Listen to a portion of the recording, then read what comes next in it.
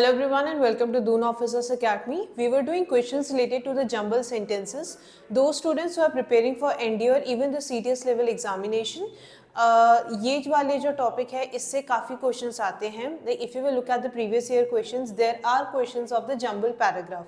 Jumble paragraph में क्या होता है, there is a whole paragraph that is given to you और वो उनके जो पैराग्राफ के सेंटेंसेज है वो जम्बल फॉर्म में दिए जाते हैं. द स्टार्टिंग आपका जो पैराग्राफ है वो कहाँ से शुरू हो रहा है वो वाला सेंटेंस और कहाँ पे ख़त्म होगा वो लास्ट सेंटेंस जो होता है वो आपको दिया जाता है. रेस्ट मतलब बीच में जो भी आपके सेंटेंस आने वाले वो आपके जम्बल फॉर्म में दिए जाते हैं. राइट, सीडीएस में आपके ज़्यादा होते हैं. If you will look at the NDA level examination तो कंपैरेटिवली वो कम होंगे. राइट, पर आते आपके हमेशा से ही हैं. If you have a good reading habit और आप जो है पढ़ते हुए चीज़ें कॉम्प्रीहेंड करना सीख जाते हो तो आपके लिए ये वाले क्वेश्चंस करना ईजी होते हैं. The number of questions are from 10 to even sometimes it is 20 as well. ठीक है, तो क्वेश्चंस आपके आते ही हैं.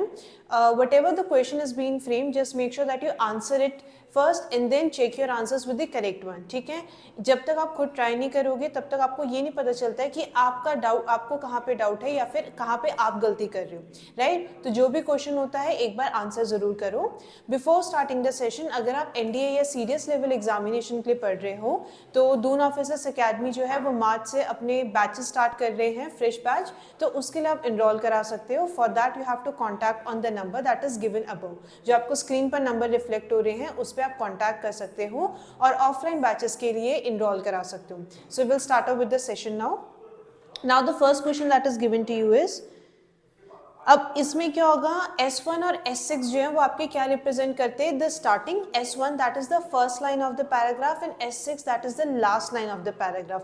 उसके बाद जो आपको PQRS के फॉर्म में 4 सेंटेंस दिए गए हैं वो पैराग्राफ के मिडिल पार्ट में आएंगे.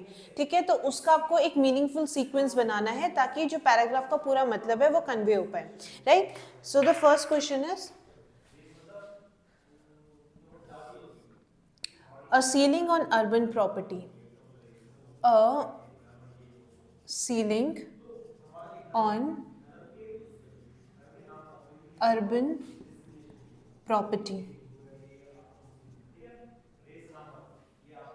Now the last part of this paragraph is, since their value would exceed, since their value would exceed the ceiling fixed by the government. The ceiling fixed by the government. Now the P part of the sentence is, no mill owner could own factories. No mill owner can own factories or mills or plants. Or mills or plants. Right? Q part of the sentence is, and mass circulation papers. And mass circulation papers would mean that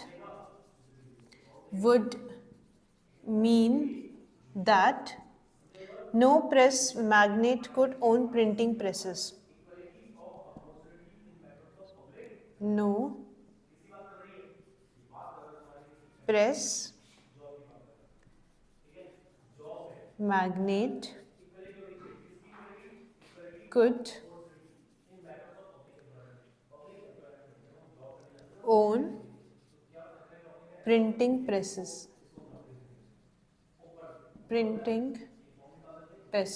ठीक है. Now PQRS, these are the part of the paragraph. S1 और S6 क्या है, ending और आपके starting और ending है. अब जो आपका मीनिंगफुल सीक्वेंस दे रखा है that is QS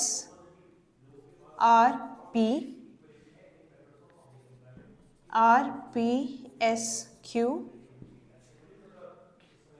SRPQ and the last part of the sentence is QPSR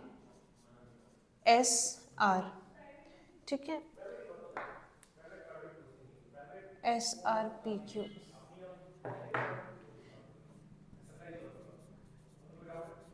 alright, now go through the statements that are given to you. जो भी स्टेटमेंट दे रखे ना एक बार सारे पढ़ लो। A ceiling on urban property, ceiling on urban property basically क्या, सीलिंग का मतलब क्या हो गया, अगर आप इंफ्रास्ट्रक्चर के या फिर प्रॉपर्टी के टर्म से बात करो, सीलिंग जो ऊपर आपकी छत होती है, राइट, तो वो बेसिकली छत के रिप्रेजेंट करती है, हाइट बताएगी कि भाई इससे ऊपर आपकी कोई बिल्डिंग नहीं है। तो यहाँ पे जो सीलिंग टर्म का मतलब यूज किया गया है, तो उसका एक्चुअली मतलब क्या है, अपर लिमिट, राइट। कई बार गवर्नमेंट जो होती है काफी सारी चीजों की लोअर लिमिट या अपर लिमिट कर देती है, जैसे कि अगर आपने इकोनॉमिक्स जब आप पढ़ते हो तो उसमें आप पढ़ते हो अबाउट मिनिमम वेज, मतलब इतना तो कम से कम देना है। सिमिलरली कई बार अपर लिमिट भी सेट की जाती है, तो वो अपर लिमिट को क्या बोला गया यहाँ पे, सीलिंग, ठीक है। तो जो अर्बन प्रॉपर्टी है गवर्नमेंट ने क्या किया गया, एक सीलिंग या अपर लिमिट फिक्स कर दी गई है, since their value would exceed the ceiling fixed by the government, right. तो देखो ये जो लास्ट सेंटेंस है बेसिकली कुछ एक्शंस का रिजल्ट होगा, ठीक है। तो ये लास्ट सेंटेंस। अब आ जाते हैं PQRS में। First look at the options. If you will look at the options, there are two options जो क्या है, Q से स्टार्ट हो रहे हैं। तो एक बार आप ये चेक कर सकते हो, अगर आपका एक Q से स्टार्ट नहीं होगा, राइट, देखो जो आपके सिमिलर ऑप्शन चेक करने में इजी क्या हो जाता है आपका, या तो अगर Q से स्टार्ट होगा, वो अगर Q से स्टार्ट होगा तो इन दोनों में से कोई एक होगा। अगर आपका सेंटेंस पढ़ के आपको समझ आ रहा है कि Q से स्टार्ट नहीं होगा, तो दोनों ही ऑप्शन एलिमिनेट हो जाएंगे, ठीक है। Now the Q part is and mass circulation papers. अब देखो एक बार पहली बार देखो, a ceiling on urban property and mass circulation papers, no press magnate could own printing press, ठीक है, it doesn't make sense। तो आपका ये वाला पार्ट ऑफ द सेंटेंस क्या है, इनकरेक्ट है। डी पार्ट में क्या है, क्यू के बाद पे आ रहा है, a ceiling on urban property and mass circulation papers, no mill owner can own factories. Now ये जो आपका क्यू और पी जो है वो एक साथ नहीं जा रहे हैं, तो आपके जो क्यू वाले ऑप्शन है वो एलिमिनेट हो गए। अब दो ऑप्शंस बच रहे हैं, one is the R part and another one is the S part, ठीक है। दोनों में से कोई एक ही स्टेटमेंट होगा। R part of the sentence के बोल रहा है, a ceiling on urban property would mean that, sentence का कुछ मतलब निकल के आ रहा है, तो एक बार ये ऑप्शन चेक कर लो। A ceiling on urban property would mean that no mill owner can own factories or mills or plants. No press magnate could own printing presses and mass circulation papers. अब देखो जो आपका S और Q sentence है, यहाँ पे भी एक जगह पे प्रेस की बात की जा रही है, और प्रेस क्या करती है, आपके न्यूज़ के लिए रिस्पॉन्सिबल होती है। तो प्रिंटिंग प्रेस मतलब जो आपके प्रिंट वाले काम करते हैं, न्यूज़पेपर हो गया, मैगजीन्स हो गया, तो उसी से रिलेटेड है मास सर्कुलेशन पेपर्स, राइट। तो आपका एस और क्यू ऑप्शन जो है वो साथ में जाना चाहिए। But if you look at the C part of the option, तो उसमें एस पहले है और सबसे लास्ट में क्यू है, तो ये ऑप्शन भी नहीं हो सकता है। So you are left with only one, RPSQ। तो इसका करेक्ट आंसर क्या होना चाहिए था, बी पार्ट। अगर if you can make pair, well and good, अगर आप पेयर बना सकते हो, आपको समझ आएगा कि ये दो सेंटेंस साथ में आने चाहिए, तो एक बार उस मेथड के थ्रू भी आप ऑप्शंस चेक कर सकते हो। और एल्स सिमिलर ऑप्शंस है, दो आपके थोड़े मिलते जुलते ऑप्शंस है, वो भी एक बार चेक कर लो। तो ये होगा, अगर या तो एक होगा या दूसरा होगा, तो एटलीस्ट आपको ये पता चल जाएगा कि भाई इस टाइप के जो शुरू, जैसे इसमें क्यू से शुरू हो रहा था, तो आपको पता है क्यू से शुरू नहीं हो सकता, तो दोनों ऑप्शन एलिमिनेट हो गए। फिर आपके पास ये कि 50% आपका काम हो चुका है, right. So let's move to the next question now.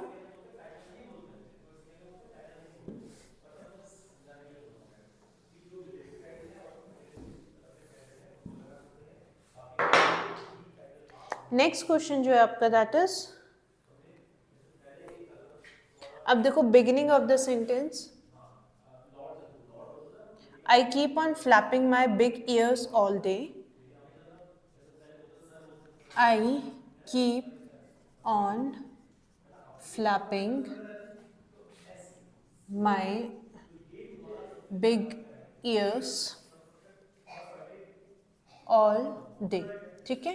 ये आपका क्या है, पहला सेंटेंस है जिससे आपका पैराग्राफ शुरू हो रहा है। लास्ट सेंटेंस जो है, am I not a smart intelligent elephant, am I not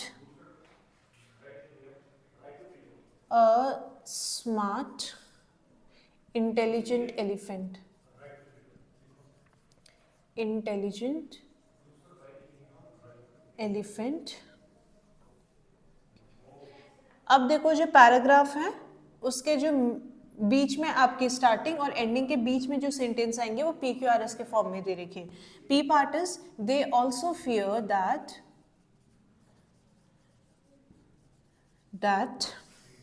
I will flip them all away. I will flip them all away. This is the P part of the sentence. Q is, but children wonder why I flap them so. But children wonder why I flap them so. I flap them so to make sure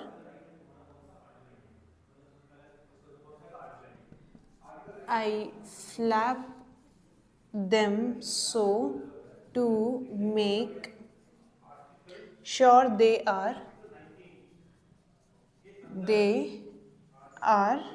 safely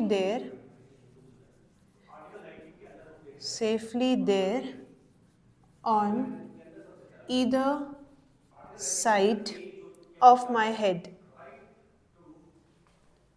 Either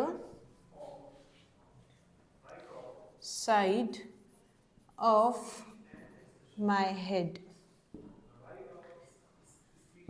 But I know what I am doing.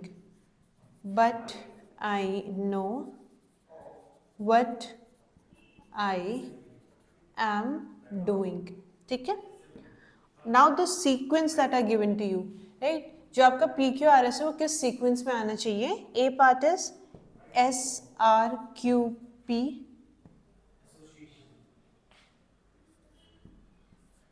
Q P S R, Q P R S, P S R Q,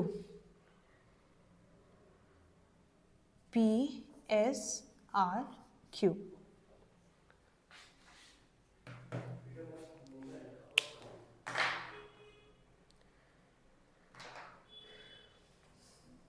I keep on flapping my big ears all day.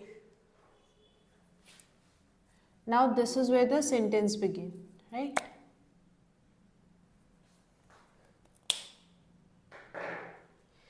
Now again देखो similar option वाले पहले check कर लेते हैं। QP और QP तो same है, right? So Q is but children wonder why I flap them so. I keep on flapping my big ears all day, but children wonder why I flap them so. ठीक है? It does make sense, right? This sequence does make sense. तो देखो Q के बाद option है P. They also fear that I will flip them all away, right? So basically when an elephant flips, आपने उसके कान देखे होंगे. So when an elephant flips its ears, तो उसके लिए क्या बोला जा रहा है? Children wonder why I do so and they even fear that कि वो इस तरीके से फ्लिप करते रहेंगे अपने कान कि ऐसे कि वो क्या है गिर भी सकते, राइट? तो फ्लिप देम अवे मतलब क्या है, निकल जाएंगे वो। सो क्यू एंड पी, देन इधर इट इज एस और आर और एस, ठीक है? एस क्या है? Q P S part is but I know what I am doing. P part, they also fear that I will flip them away, but I know what I am doing. I flap them so to make sure they are safely there on either side of my head. Am I not a smart, intelligent elephant? Now this particular sentence does make a sense. ठीक है, तो ये आपका eliminate हो गया। एक बार दो options भी चेक कर लेते। P part of the sentences, they also fear that I will flip them all away, right? I keep on flapping my ears.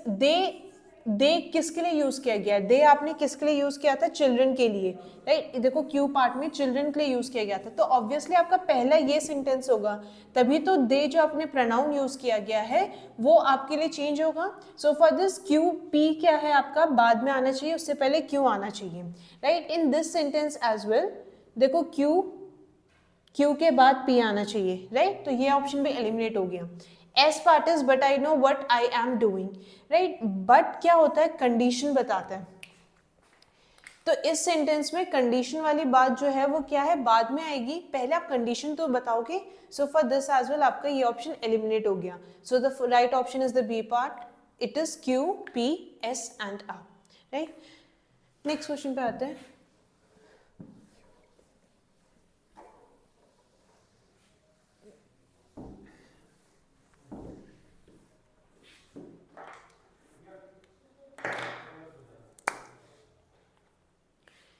Next question है आपका, the future beckons to us.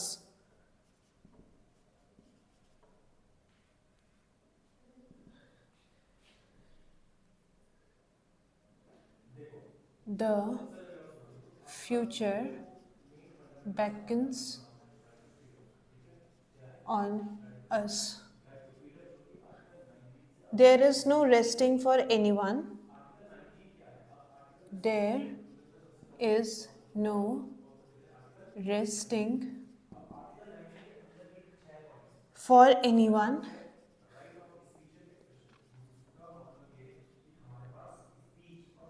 of us till we redeem our pledge in full. Till we redeem our pledge in full. ठीक. Now the P part of the sentence is, in fact we have hard work ahead. In fact we have hard work ahead. Q part is, where do we go and what shall do we do? अच्छा, where do we go and what shall be our endeavor? What shall be our endeavor? We shall also have to fight. We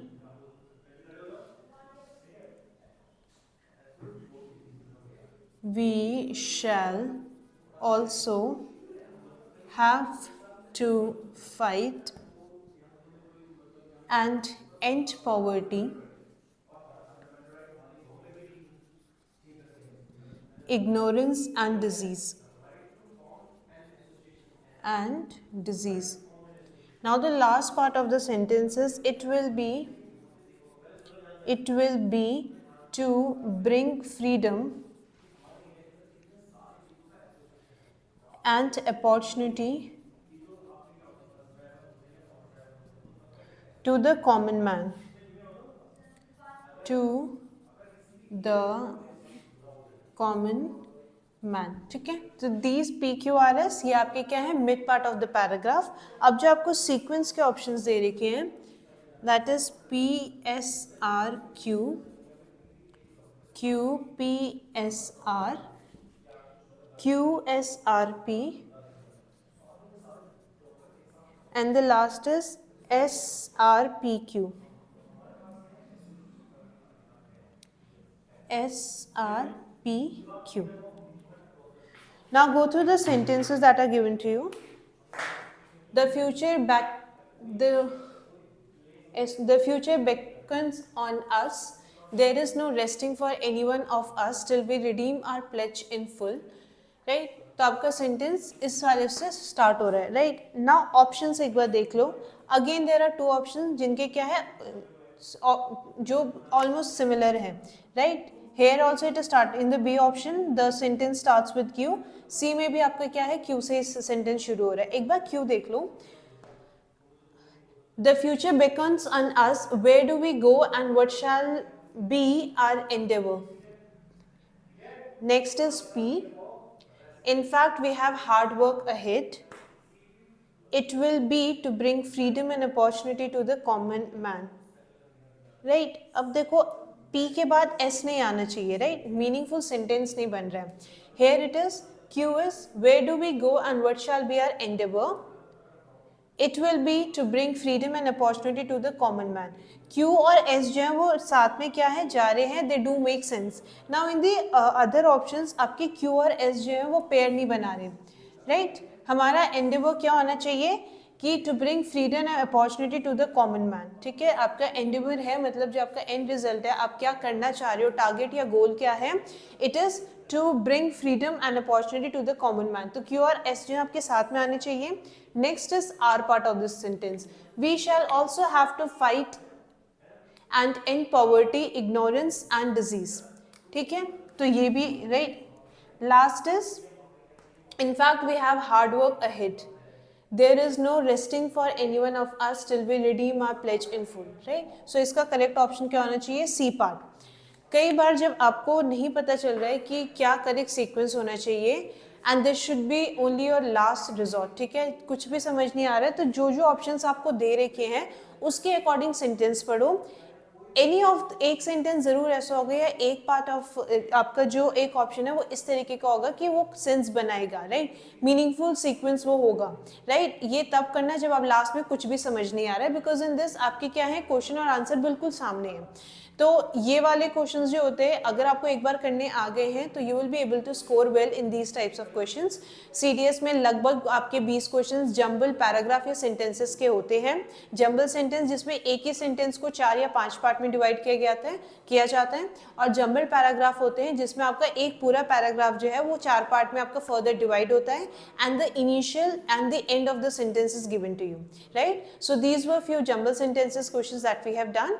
ये थोड़े और क्वेश्चंस करेंगे, right. So practice as much questions as possible. आपका NDA exam जो है वो बहुत जल्द, अभी you have hardly few days left, right. तो just make sure, March already शुरू हो चुका है, अप्रैल में एग्जाम है, तो जो आपके पास टाइम है try to utilise this time, ठीक है। So this was all for today, thank you everyone and have a good day to you all.